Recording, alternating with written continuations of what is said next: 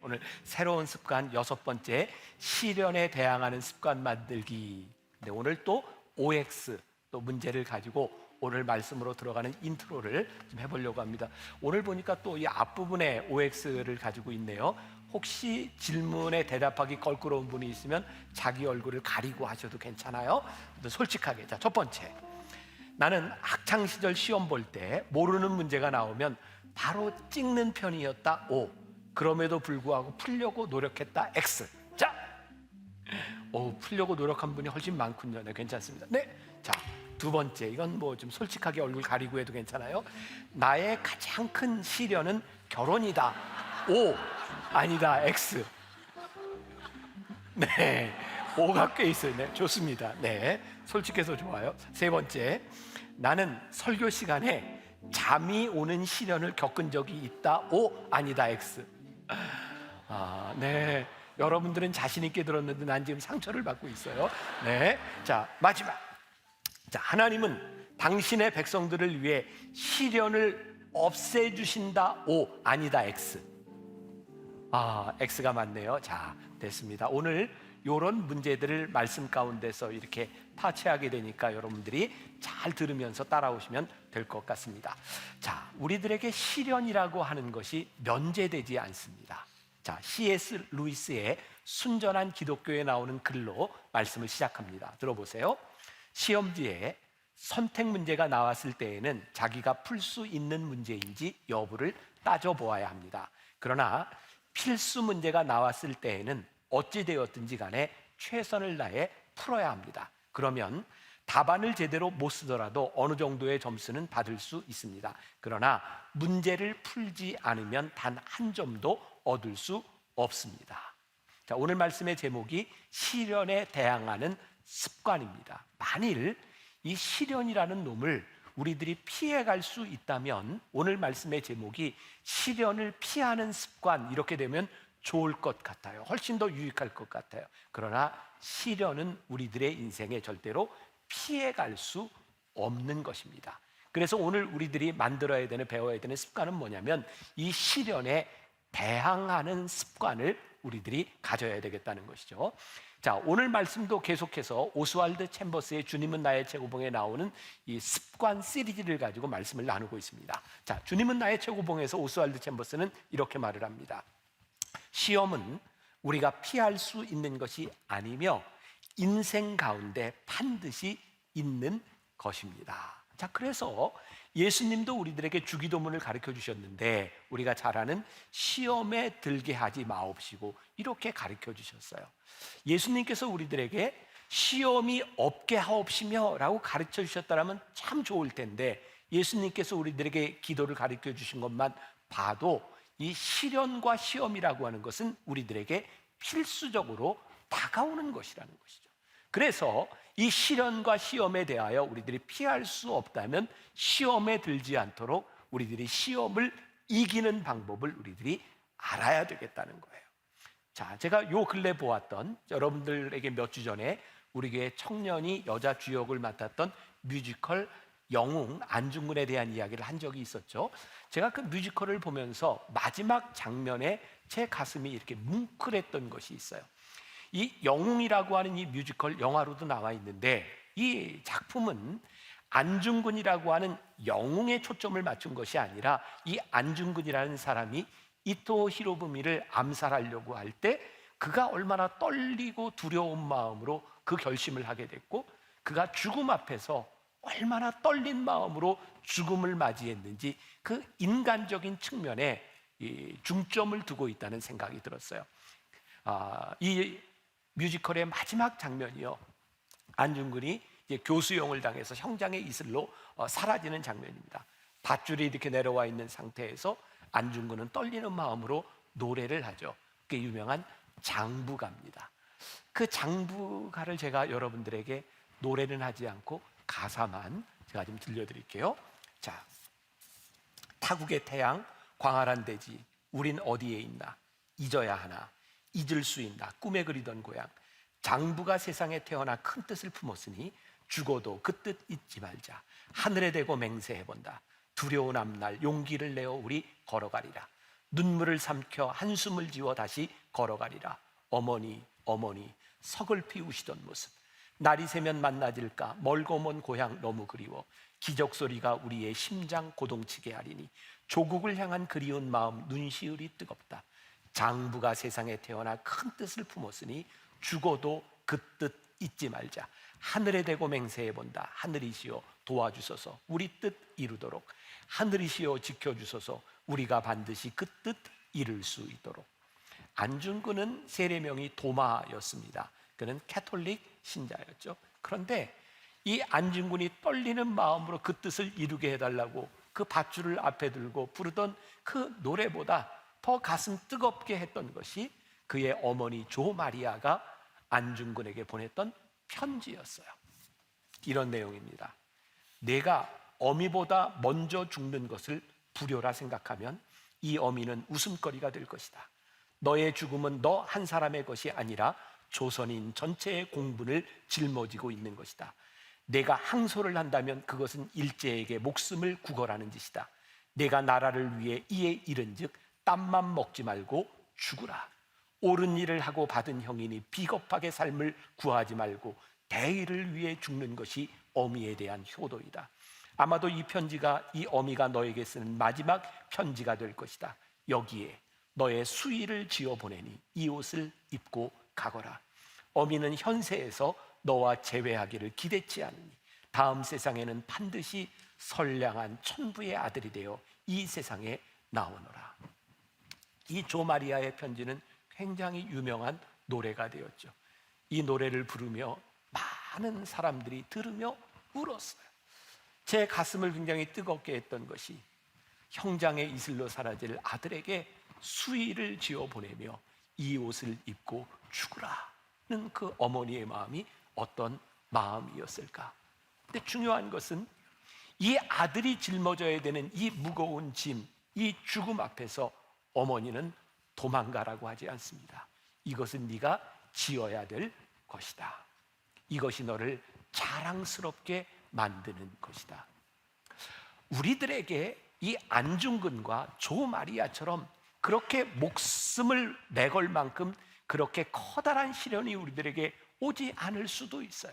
그러나 우리들의 삶에는 끊임없는 시련들을 겪으며 살아가게 되어 있죠. 중요한 것은 이 시련을 피해가기 때문에 우리들이 인생을 성공적으로 살 수 있는 것이 아니라 우리들의 인생의 시련은 우리들이 대항하며 이겨야 되는 것이죠. 우리는 시련을 당할 때 하나님을 향해 원망할 때가 참 많지 않습니까? 자, 오늘 말씀을 듣는 여러분들 가운데도 참 힘든 시련의 시간들을 지나가는 사람이 있어요. 하나님, 왜 그러세요? 하나님, 왜 그러실까요? 우리들의 자연적인 우리 인간들은 이 시련을 만날 때 하나님 앞에 불평하는데, 오늘 이 오스왈드 챔버스는 우리들에게 어떤 영적 교훈을 주고 있냐면, 여러분, 시련을 당했을 때 하나님께 대항하는 것이 아니라 이 시련에 대항하여 이기십시오. 하나님과 함께 이기십시오 라고 권면하고 있어요. 우리 묵상팀의 한 분이 그런 글을 적어주셨어요.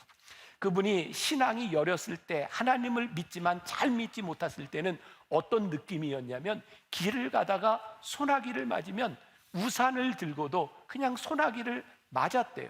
그런데 어느 날 보니까 그 손에 우산이 들려져 있더라는 거죠. 그래서 소나기가 내릴 때 그 우산을 받쳐 들었다는 거예요.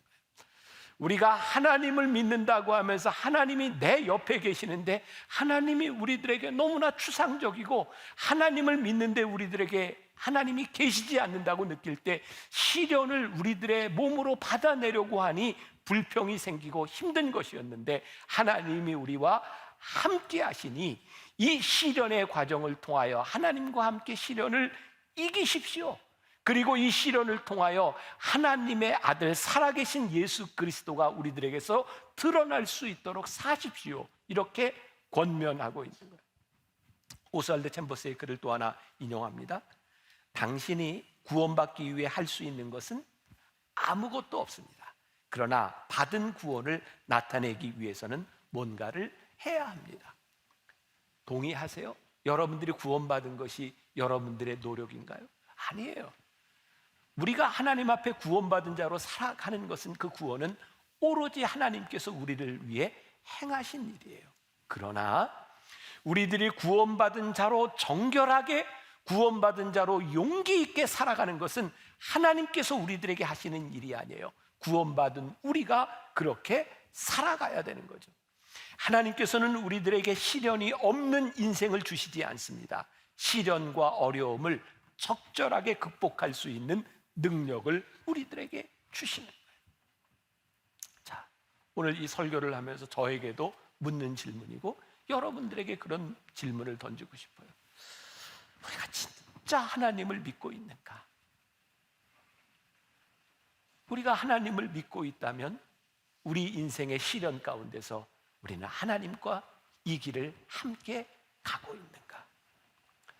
우리는 하나님과 함께 가는 그 인생보다 늘 우리들의 인생에 문제가 없기를 바라며 허황된 삶을 살아가는 것은 아닌가? 시편 18편 29절에 시편 기자는 이렇게 기도해요. 내가 하나님을 의지하고 담을 뛰어넘나이다. 무슨 말이에요? 내가 하나님을 의지하고 담을 뛰어넘는데요, 내가 하나님을 의지하니 담이 무너지게 해주세요. 담이 뿅 하고 없어지게 해주세요. 그렇게 기도하지 않아요. 내가 하나님을 의지하고 이 담을 뛰어넘습니다. 하나님이 나와 함께 하시니 우리들에게 주시는 이 시련을 내가 이겨나갑니다. 베드로전서 4장 12절에도 보니까 사랑하는 자들아, 너희를 연단하려고 오는 불시험을 이상한 일 당하는 것 같이 이상히 여기지 말아라. 성경이 우리들에게 뭐라고 얘기하세요? 너희들을 연단하려고 너희들에게 다가오는 불시험을 이상히 여기지 말라는 거예요. 우리들에게 시련이 오는 것은 너무나 당연한 일이니, 자, 오스왈드 챔버스의 글을 다시 한번 또 인용해요. 불시험이 오면 일어나 대처하십시오. 만일 그 불시험이 당신의 죽을 육체를 통해 그리스도의 생명을 드러낼 기회가 된다면 아무리 아픈 고통이라도 인내하십시오. 자, 지난주에도 지지난주에도 말씀 가운데 시금석이라는 단어가 등장했어요. 시금석. 이게 진짜 퓨어 골드인지 아닌지를 분별하기 위해 필요한 시금석. 우리들의 삶에 드러내도록 하는 시금석. 시련은 우리들에게 시금석인 거예요. 어떤 시금석? 우리들을 통해서 우리 안에 그 아들의 생명이 드러날 수 있는지 아닌지를 보여주는 시금석이 된다는 거예요. 그래서 우리들에게 시련이 올 때 필요한 게 뭐냐? 인내가 우리들에게 필요한 거예요. 자, 오스왈드 챔버스가 하나님의 사랑이라는 책에서 인내를 이렇게 해석하는데 제가 조금 읽어드립니다. 인내는 시험을 전제로 한다. 사람 속에 있는 것을 끄집어내어 시험한다. 끊어지지 않고 얼마나 견디는가를 알아보기 위하여 팽팽하게 당겨보는 것이다. 바이올린 줄 같은 경우 가장 높은 음은 가장 강하게 당겨졌을 때 난다. 인내하는 힘이 셀수록 음이 높다. 이와 마찬가지로 인내하는 성도일수록 하나님을 위한 삶의 소리가 곱다. 저도 처음 바이올린을 배울 때 제일 힘들었던 게 뭐냐면 줄을 이렇게 조율하는 거였어요. 밑에 있는 세 줄은 이렇게 조율하는데 크게 어렵지 않은데 마지막에 이 미 소리는요 팽팽하게 이렇게 당겨, 이게 언제 끊어질지 몰라서 이렇게 당겨요. 근데 그 줄을 탁 당기고 쫙 활을 그으면 멋진 소리가 나는 거예요. 오스왈드 챔버스는 그런 이야기를 하는 거예요. 우리의 이 줄을 조이는 것이 쉽지 않지만 이 줄이 팽팽하게 당겨졌을 때 아름다운 소리가 들려지는 것입니다. 여러분들의 삶에 시련이 올 때 그 시련이 아프고 힘든 것이기는 하지만 그 시련을 인내할 때에 하나님과 함께 그 시련을 뛰어넘을 때에 하나님께서 여러분들의 인생에 고운 소리를 내게 하십니다. 그럼 우리들에게 이런 질문이 생기는 거예요. 어떻게? 그거 너무 어려운 일입니다. 저는 오늘 여러분들에게 그런 도전을 주고 싶어요. 우리들의 인생의 시련을 만났을 때 그 시련을 이겼던 우리의 믿음의 추억들, 우리의 신앙의 이 기념빈들이 세워질 때 우리들이 시련에 대항하여 이기는 습관을 가지게 된다. 어제 저희 교회에서는 권사 취임 예배를 드렸어요. 140여 명의 권사님들 취임을 하면서 제가 그 권사님들 모두에게 권사 취임패를 만들어줬어요. 아주 조그맣고 예쁘게. 옛날에는 꽤 큰 기념패였는데 요즘 사람들이 이렇게 미니멀 라이프를 자꾸 살다 보니까 큰 거 지저분하고 이런 거를 자꾸 치우는 경향이 있어요. 그래서 제가 예쁘게 조그맣게 이거 치우지 말고 기억하라고 권사 취임패를 만들어 드렸어요. 왜? 우리가 권사가 된다고 하는 것이 아무것도 아닌 것 같지만 내가 신앙생활을 하면서 권사라고 하는 직책을 얻었을 때의 그 마음, 우리들이 신앙생활을 할 때 우리들의 삶에 하나님이 주셨던 믿음의 추억들, 우리가 변화산 기도회를 다시 코로나 이전으로 돌아가서 하려고 하는 이유가 있어요. 여러분, 변화산 기도회의 추억들 가지신 분들이 꽤 많죠? 아마 교회 새로 또 우리 교회 3년 안에 오신 분들은 변화산 기도한다고 하니까 교회 또 전화 온 분이 있을 거예요. 네, 변화산 근데 그게 어디예요? 그런 분들이 꼭 있어요. 변화산 여기입니다. 영적인 변화산을 얘기하는 거예요. 자, 우리 교회 변화산의 가장 큰 특징 중에 하나는 우리 교회 학교 아이들이, 우리 교회 학교 아이들이 1000명 가까이 새벽 예배를 나와요. 그래서 이 동네의 야탑동, 핫탑동에 어떤 일들이, 기이한 일들이 일어나냐면 변화산 때가 되면 선생님들이 굉장히 당황하는 거예요. 애들이 갑자기 학교에 오면 다 졸아요. 선생님들이 애들이 왜 조냐고, 애들이 왜 갑자기 이러냐고. 만나교회 새벽 예배 오는 애들 때문에 그래요. 그런데 이 아이들이요, 그런 모습 보셨어요? 새벽 4시 반에 이 본당에 들어오려고 막 뛰어오는 아이들이 들어오다가 코피가 주르르 흘러요. 얼마나 힘들었으면. 여러분, 그렇게 생각해서 아니 교회가 애들을 저 학대하는 것 아닙니까? 저게 애들한테 저게 뭐 하는 겁니까? 근데 저는 믿는 게 있습니다. 여러분, 아이들이 이 어린 시절에 새벽에 달려왔던 그 믿음의 추억, 그 아이들이 새벽에 성전 안에서 기도했던 그 추억, 아이들이 그 시간에 강단 앞에 나와서 목사님들의 안수를 받으며 여기서 기도했던 그 믿음의 추억들이 그 아이들이 인생을 살아가면서 어려움과 시련을 만났을 때에 그 믿음의 추억들이 그 아이들을 붙잡아 줄 수 있지 않겠습니까? 오늘 신앙인들이 연약해지고 어려운 시험에 쉽게 넘어지는 이유 가운데 하나는 우리들에게 그런 믿음의 추억과 간증이 없는 거예요. 왜? 굳이 그렇게 하지 않아도 되는데 우리들이 왜 변화산 새벽 기도회 그 새벽부터 나와서 기도하자고 이야기합니까? 여러분들의 인생의 문제와 질병과 어려움을 만났을 때에 이 변화산에서 눈물과 콧물을 흘리며 기도할 때 하나님이 여러분들을 만져주시고 여러분들의 인생에 함께 하셔서 여러분들의 인생의 문제를 해결해 주셨던 그 믿음의 추억과 기념비가 우리들에게 세워질 때 그 추억으로 인하여 우리들이 시련에 대항하며 살아갈 수 있는 것이 아니겠습니까? 여호수아 4장 20절부터 22절의 말씀 우리 같이 한번 봅니다. 자, 시작. 여호수아가 요단에서 가져온 그 12돌을 길갈에 세우고 이스라엘 자손들에게 말하여 이르되 후일에 너희의 자손들이 그들의 아버지에게 묻기를 이 돌들은 무슨 뜻이니까 하거든 너희는 너희의 자손들에게 알게 하여 이르기를 이스라엘이 마른 땅을 밟고 이 요단을 건넜습니다. 자, 여호수아 4장에 어떤 이야기예요? 이제 이스라엘 백성들이 출애굽해서 광야를 지나 가나안 땅을 앞에 놓고 가나안 땅에 들어가려고 해요. 그런데 문제는 요단강이 있는데 요단강은 그렇게 큰 강이 아니에요. 근데 요단강이 범람하는 시기에 물이 범람해서 건너갈 수 없는 시기에 하나님께서 이스라엘 백성에게 언약궤를 세우고 요단강을 건너가라고 하죠. 우리들에게는 이런 질문이 들 수 있어요. 하나님, 한 일주일만 기다리면 물이 빠지거든요. 얼마나 합리적이에요. 물 빠지면 건너갈게요. 근데 하나님이 그렇게 말씀하시지 않았거든요. 언약궤를 앞세우고 요단강을 건너가라. 그리고 놀라운 일은 그때 요단강에 발을 들였을 때 요단강이 갈라져요. 요단강이 말라요. 이스라엘 백성들이 거기를 건너갑니다. 그리고 요단강을 다 건너간 후에 여호수아가 뭐라고 얘기하냐면 각 지파의 족장들은 가서 돌을 하나씩 가져다가 길갈에 기념비를 세워라. 그리고 기념비를 세워요. 그리고 이렇게 얘기합니다. 먼 훗날 너희의 후손들이 너희에게 이 돌이 무엇이냐고 묻거든 하나님께서 우리로 하여금 요단강을 건너게 하셨고 그 강물을 마르게 하셨다.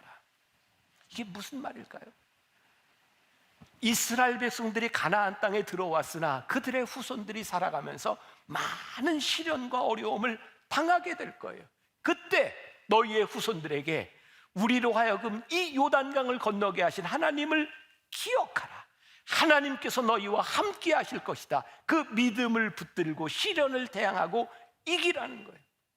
하나님께서 세우신 기념비는 하나님을 생각나게 하는 거예요. 오늘 우리의 신앙의 문제가 무엇일까요? 언제부터인가 우리의 신앙이 시련을 만났을 때 하나님이 생각나지 않는 거예요. 우리의 믿음, 우리를 인도하셨던 믿음의 추억이 우리들 가운데 사라져버린 거예요. 사무엘상에 보면 두 가지의 기념비가 있어요. 제가 제일 좋아하는 말씀 가운데 하는데 사무엘상 7장 12절. 자, 같이 한번 봉독합니다. 시작. 사무엘이 돌을 취하여 미스바와 센 사이에 세워 이르되 여호와께서 여기까지 우리를 도우셨다 하고 그 이름을 에벤네셀이라 하니라. 자, 우리 교회에서 에벤네셀 찬양 참 많이 해야죠. 여기까지 인도하셨네.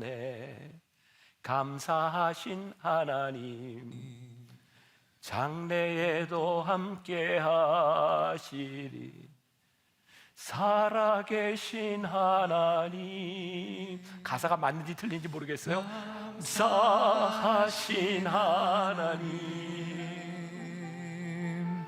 에베네셀 하나님,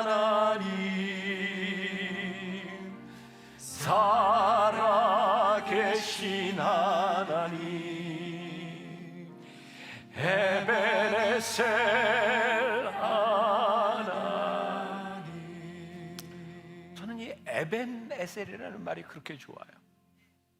우리 가족이 모여서, 우리 친지들이 모여서 예배할 때 에벤네셀 하나님, 하나님께서 우리를 여기까지 인도하셨어 라고 생각하니 여기까지 인도하신 하나님이 지금도 우리와 함께 하시고 장래에도 우리와 함께 하실 거야.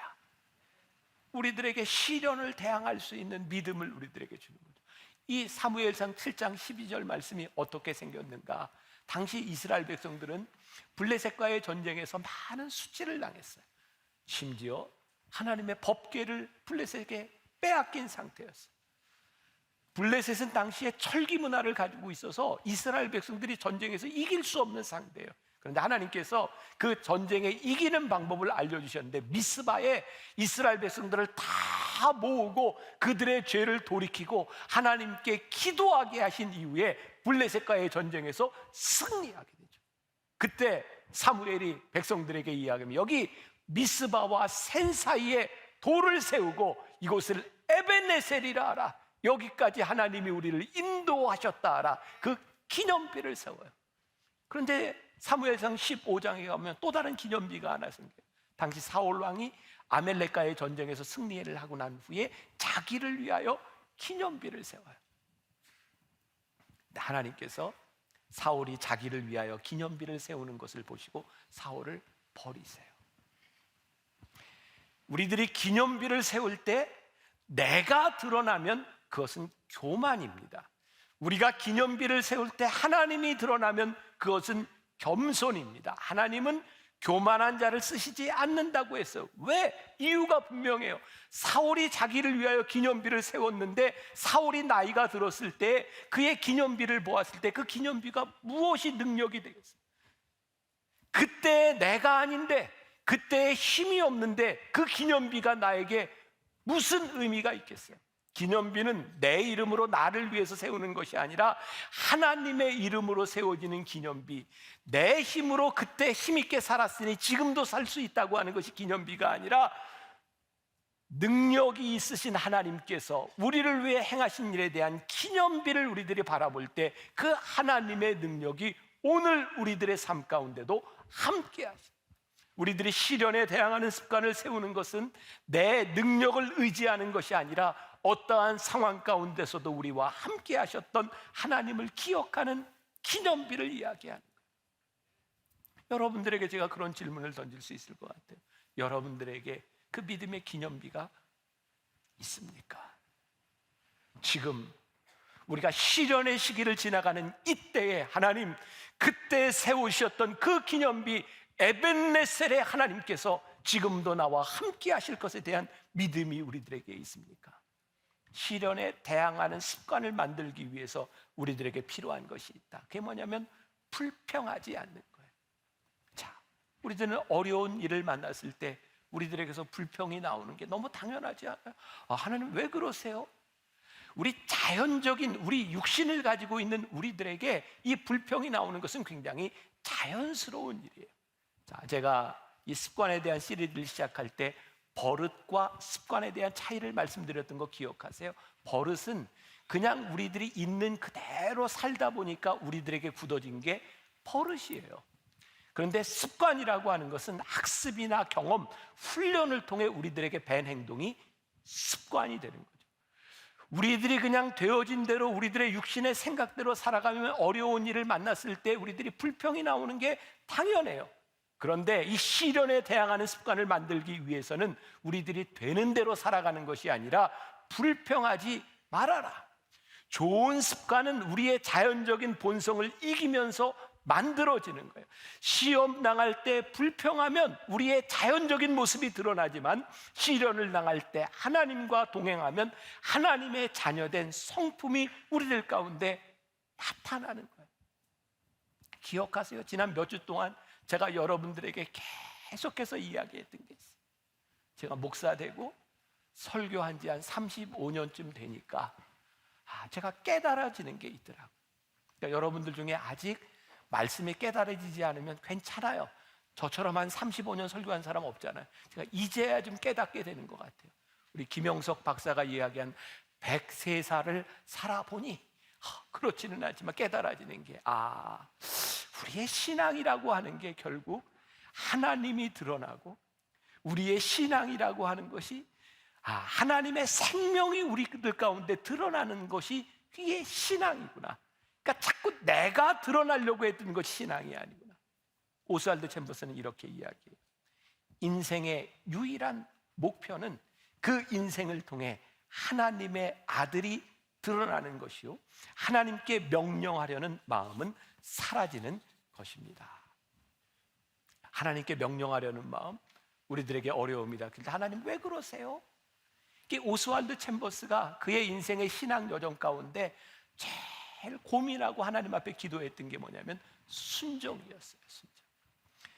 우리들이 시련을 당할 때, 우리들이 어려움을 당할 때 하나님 앞에 내 불평, 내가 하나님 앞에 명령하는 것이 아니라 이 시련과 어려움 가운데 하나님의 뜻이 무엇이고 우리들이 어떻게 순종할지를 생각하는 것. 그래서 오스왈드 챔버스의 주님은 나의 최고봉을 우리들이 1년 동안 묵상하면서 제가 함께 나누었던 내가 순종하려는 마음이 있으면 우리들이 찢겨지는 빵과 부어지는 포도주가 될 수 있겠구나. 여러분, 우리가 하나님 믿고 살아가는데 하나님 믿고 살아가는 우리가 우리 안에 아들의 생명이 드러나기 위하여 내가 기꺼이 찢겨지는 빵이 되고 부어지는 포도주가 될 수 있다면 우리에게서 그리스도의 생명이 드러나는 삶을 살지 않겠습니까? 우리가 하나님을 믿는다고 하면서 세상과 동일한 가치를 가지고 세상처럼 살아가니까 내가 절대로 찢겨질 수 없고 내가 절대로 부어질 수 없다고 생각하고 살아가는 것이 아니겠습니까? 시련이 우리들에게 다가올 때 시련을 피해가는 사람이 아니라 하나님과 함께 시련에 맞서는 사람이 되십시오. 맞서면 용기가 생기지만 뒤돌아서면 두려움이 쫓아오는 겁니다. 내가 한 얘기지만 너무 멋져요. 맞서면 용기가 생기지만 뒤돌아서면 두려움이 우리를 쫓아오는 겁니다. 맞서면 용기가 생깁니다. 우리 가끔 그 TV를 통해서 그런 얘기 듣잖아요. 사람들이 맹수를 만났을 때, 무서운 개를 만났을 때 무서워서 딱 뒤를 돌아서 도망가는 순간 맹수들이 쫓아와요. 두려운데 두려움을 만났을 때는 두려움을 직시하고 노려보는 거예요. 여러분들의 인생에 어려움과 두려움을 만났을 때 뒤돌아서고 쫓겨가는 인생이 아니라 두려움에 맞설 수 있는 용기, 그 용기는 어디에서 생겨요? 우리 하나님 믿는 사람들이잖아요. 하나님이 우리와 함께 하심을 믿는 사람들이잖아요. 주를 의지하고 주와 함께 담을 뛰어 넘나이다. 주와 함께 우리들이 이 길을 갈 수 있습니다는 믿음의 고백을 하며 살아가는 사람이죠. 시련에 맞서지 못하고 도망하면 도피가 우리들에게 습관이 되는 거예요. 얼마나 불행한 인생이에요. 자, 오늘 제가 한 이야기로 말씀을 마무리하려고 해요. 언젠가도 제가 한번 이야기를 했던 것 같은데, 제가 29살 미국에 유학을 갔어요. 시카고라고 하는 곳에 유학을 가서 공부를 시작하는데 제 마음속에 그런 담대함 같은 게 있었어요. 뭐냐면 이왕 공부하는 거 가서 제대로 해야 되겠다. 그래서 저는 한국에서 목사 안수를 받고 목사가 돼서 유학을 갔는데, 이왕이면 미국 사람들이 목사가 되는 과정을 내가 한번 해봐야 되겠다는 생각이 들었어요. 그래서 그 공부 안 해도 되는데 제가 미국의 MDB 과정에 들어가서 3년 과정에 들어갔어요. 너무 힘든 거예요.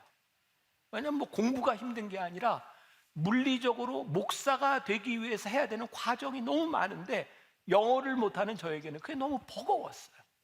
제 마음속에서 어떤 생각이 들었냐면, 내가 이거 괜히 이 과정을 시작했나 보다. 내가 조금 쉬운 걸로 해도 아무 문제가 없는데 이 과정을 좀 바꿔야 되겠다. 이렇게 고민하고 있을 때 1년쯤 지났을 때 시카고 지역에 있는 목회자들 모임이 있는 곳에 제가 제일 어린 목사였고 선배 목사님과 만나서 이야기할 기회가 있었어요. 제가 그 목사님에게 고민을 얘기했어요. 목사님, 아무래도 제가 이 과정을 좀 옮겨야 될 것 같습니다. 너무 힘들어요.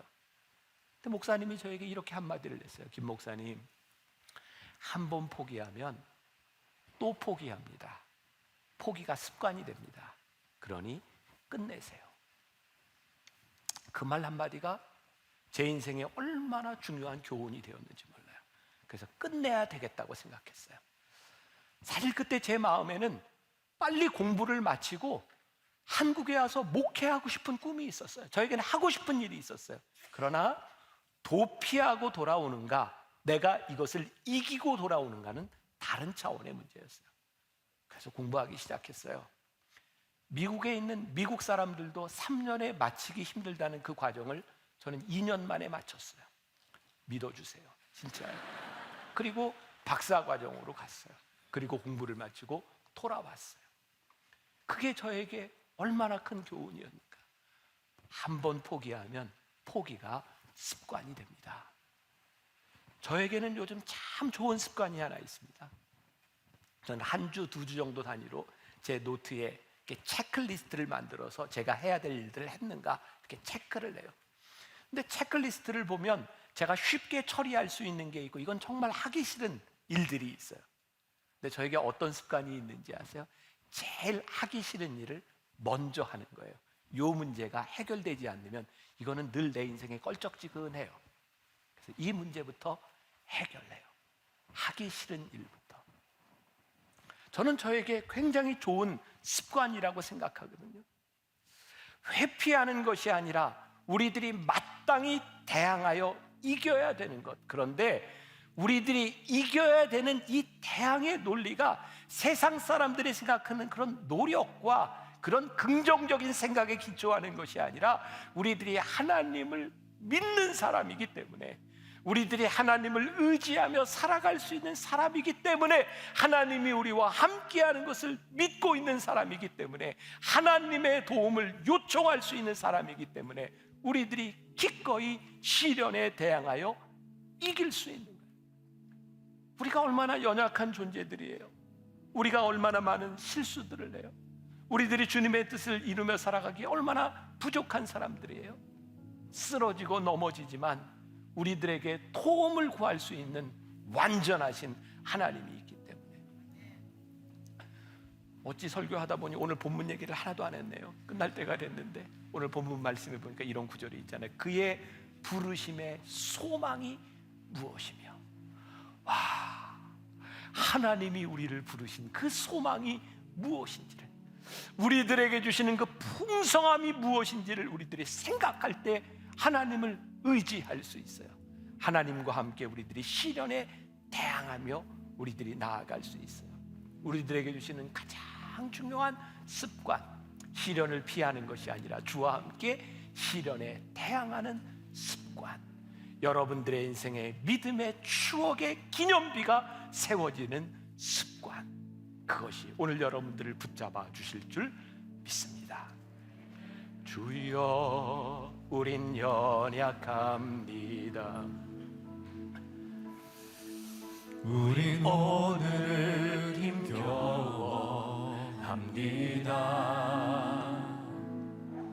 주 뜻 이루며 살기에 부족합니다. 우린 연약합니다.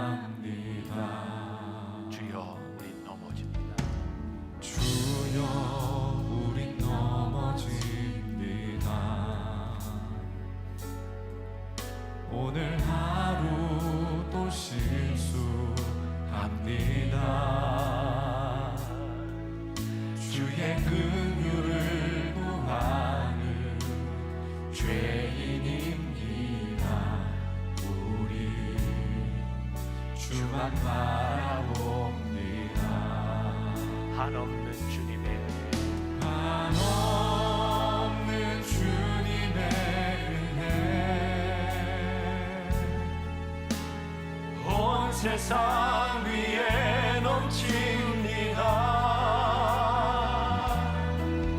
가릴 수 없는 주 영광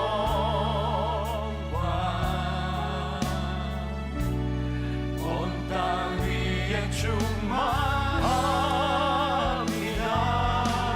주님만 이 길이 오니 우린 그 길 따라갑니다.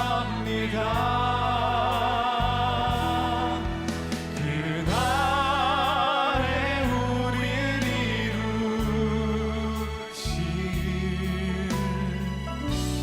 주는 완전합니다.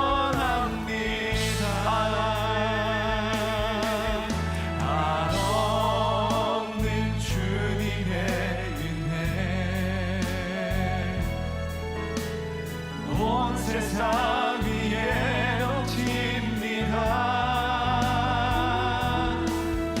가릴 수 없는 주 영광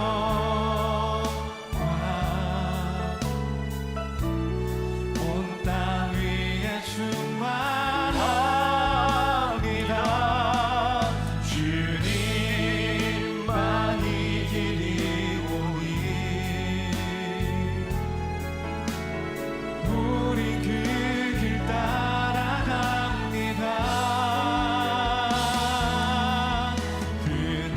그날에 우릴 이루실 주는 완전합니다.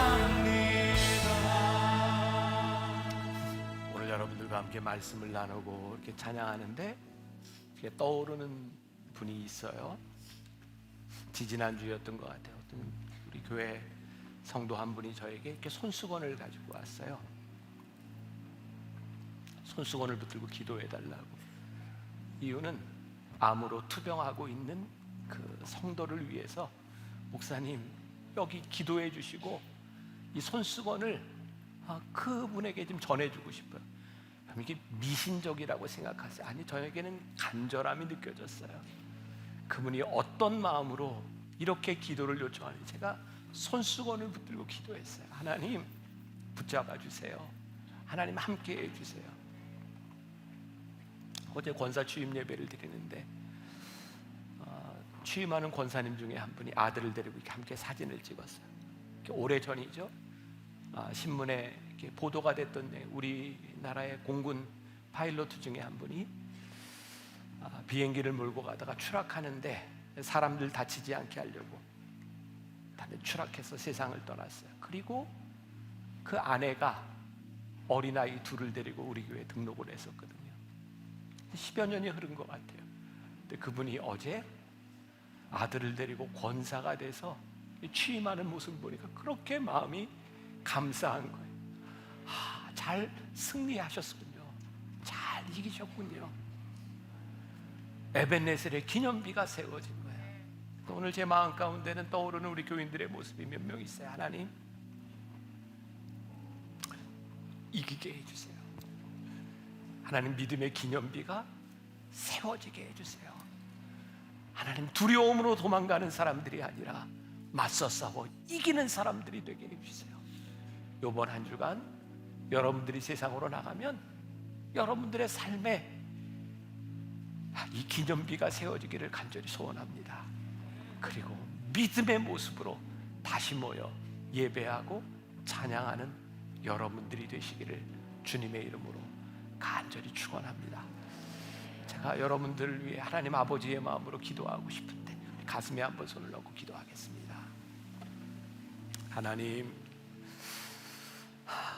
시련을 맞이하고 있는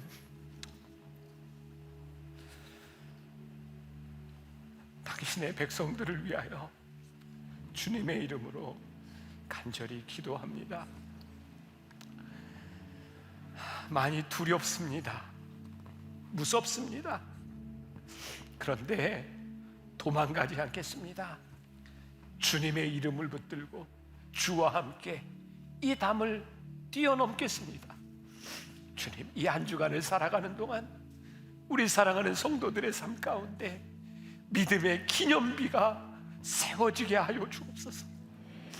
믿음의 추억 에벤네셀의 하나님이 지금도 우리와 함께 하시니 오늘도 우리와 함께 하시니 능히 이길 수 있습니다. 주와 함께 승리하는 믿음의 고백이 넘치는 우리 귀한 믿음의 성도들이 되게 하여 주옵소서. 우리의 가슴에 손을 넣습니다. 주님의 능력의 손이 되게 하여 주옵시고 주님의 위로의 손이 되게 하여 주옵시고 능력의 손이 되게 하여 주옵소서.